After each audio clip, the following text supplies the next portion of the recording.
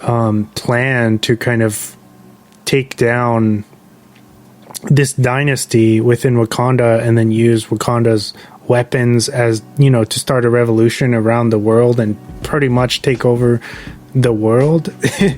It's it's pretty interesting. And then you get the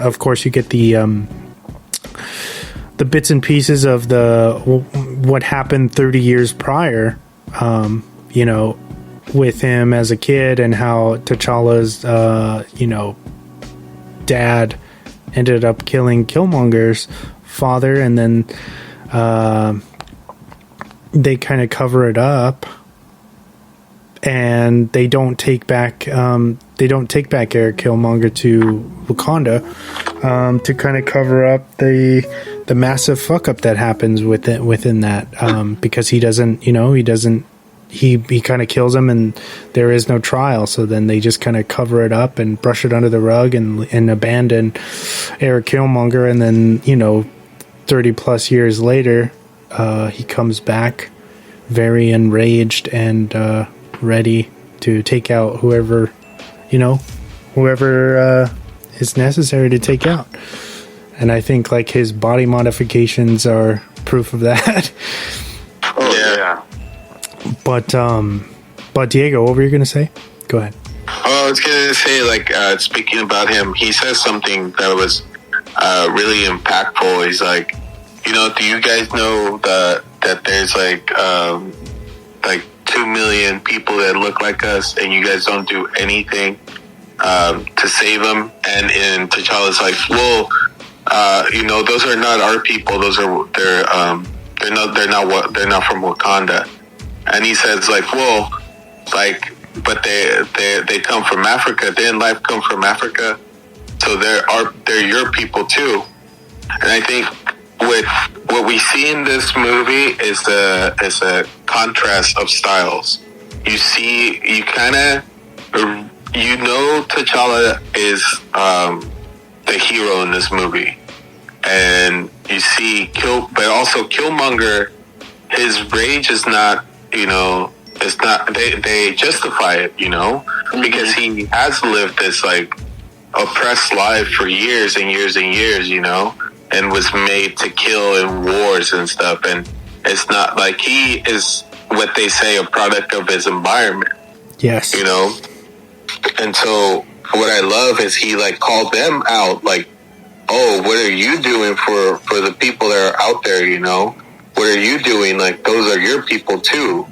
Like, and that was like so impactful to me, and it was like such a moving thing, because it's true. Like, you're over here sitting in your nice thrones where all their people, they're killing off our people out there, and I love like at the end when he says, I want to die like my people did, at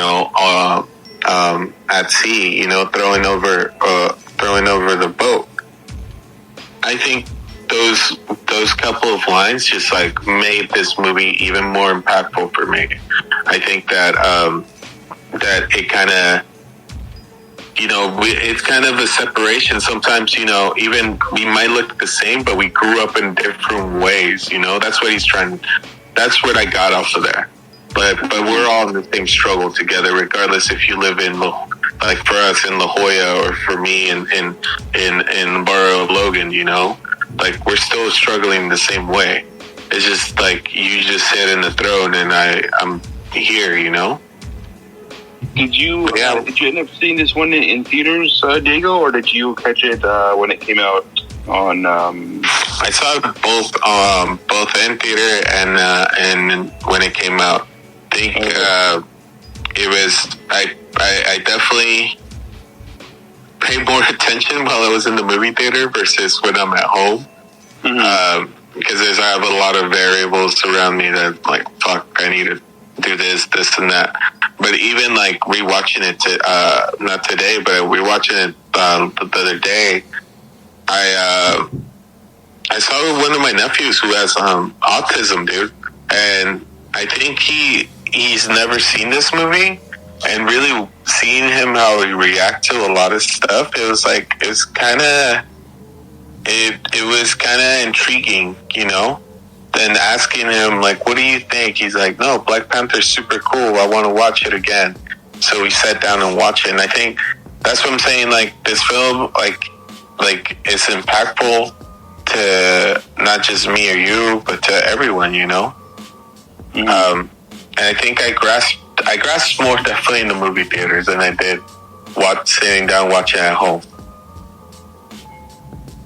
That's why I love movie theaters. I can't wait till we go down to the red tier so I could go to a movie theater. But yeah, man, I definitely enjoyed it in the movie theater for sure, more than at home. Okay. But again, like, you know, like you said, and it's true, like a lot of people hyped it up when it first came out. I just wanted to go see what the hype was and stuff when it came out in the movie theater. I thoroughly enjoyed it, bro. Oh yeah. I like the fact that throughout once like Wakanda is mentioned, so you first hear about it in, I believe it's Civil War, right? Civil War, yeah. And you get a little bit of, is it Civil War or Ultron, right? Ultron, yeah. Yeah, but you hear about it's just like some, when they bring it up, they just talk about it's just some poor country that has, you know, this little bit of vibranium. That's where, you know, and all the vibranium that they have is basically in the Black Panther suit. And that's what Agent Ross, Martin Freeman's character, he talks about. He's like they're a fourth world, you know, a third world country or whatever. They're dirt poor. Like they deal in textiles and material for trading and stuff. And they're like, no, like I just thought it was really cool. Like they used that cover, and then how they have that like that hologram or whatever it is to hide the whole city. But I thought that was a really cool way. I mean, I thought it was just really cool how they were kind of hiding what they could actually do, like their potential and where they were at technologically in terms of the world. That's really cool. How I liked at the end where, you know, Black Panther T'Challa is like, you know, I think it's time that we, you know, share the world or share Wakanda with the world, because he, in a way, he understands Eric Killmonger and his reasoning for what he wanted to do. He understood that Killmonger, his only way to get, you know, peace for his people was through violence and destruction, and that wasn't the way T'Challa was raised and the way he thought things should be done. But I think at the end he kind of understood where he was coming from, and that's why, you know, of course he wanted to eventually help the world and stop hiding, pretty much hiding what they're capable of and what they can do for their people, not just their people, but for the world in general. For sure. Yeah, I think after that epic fight, it was like his mind kind of changed, you know? He realized that there's a bigger world out there, and there are people that look like him, and he wanted to help, you know? Which is amazing. I love that he went back to the same place in Oakland and just bought up the buildings and was just like, and it's funny because even the little kids are like, man, we could just, you know, if we tear this up and like tell it, we can make a lot of money. You know, it's kind of like, damn, like re-educating, like, hey, it doesn't, you know, you don't have to do this. You know, we could, you know, it's all about education, you know? That's the thing I think it's missing. And I love, like, even the kids, like, hey, is that yours? He's like, who are you? And that's where, like, you know, they pan out to see, like, you know, he's Black Panther.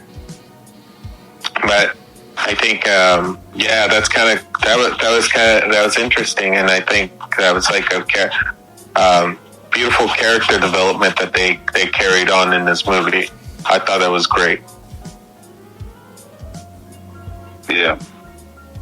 How messed up was it that T'Challa's his own homie turned on him halfway through the movie once Killmonger came into the picture?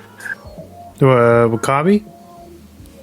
Yeah, because he saw that he saw Killmonger as, I guess, like a king who was willing to do something rather than sit and hide, like how I was saying. But I think that was kind of that was a pretty messed up betrayal, man. I thought that was T'Challa didn't deserve that. Well, in the first half of the film, it's because T'Challa, they fail when they go to get Claw, and Claw gets away, and then they bring back Agent Ross instead of Claw, and then Wakabi's obviously super displeased with that, and I feel like that's the first clue as to and he even says like, I thought things were going to be different than your father, but you're just more of the same. And so later on down the road, that's it's like a big foreshadow for what he ends up doing, where he kind of sides with Eric Killmonger once he basically tries to dethrone T'Challa, and then once T'Challa comes back, they still try to take him out instead of just being like, yo, Killmonger, you gotta go. There's like this big battle that ensues, which is it's pretty crazy. Daniel Kaluuya is really good in everything that he does. Yeah. I'm excited to see what they do with whatever they do, and then in the second one, whatever Coogler has up his sleeves for to kind of make sense of why T'Challa's gone, and continue the story that he kind of started with this. So is Shuri is supposed to take on the role, like that's what has been circulating, that she's gonna be the one who kind of takes on the Black Panther mantle. Okay. And I mean, that hasn't really been confirmed. That's just what people are saying. That's what and then there's a rumor, or at least within the last week or two, something that's been generating a lot of popularity was Michael B. Jordan actually commenting and saying that, hey, if they want to bring me back somehow, some way, I'll be more than happy to come back. If they can find out a way to bring me back that makes sense. Let me ask you guys, how do you two feel about that possibility? Would you want to see him come back, and in what capacity? Will you take this one, Diego? Yeah, I would love to see him. I would love to see the character of Killmonger be brought back, but it also diminishes the fact of the first Black Panther, because his death is so honorable and special and means something, and it helps the character develop into acknowledging there's a problem out there in the world. With that being said, with the unexpected death of I forget his name, dude, all the time. Chadwick-Boseman? Yeah.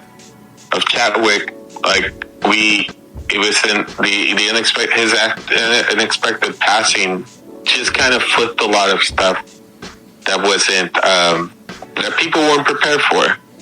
So, would I love to see Michael B. Jordan come back? Of course I would. But would it also detriment the storyline of the first movie? It kind of would. But then also, it all depends on the execution of how you bring him back. like how what made him come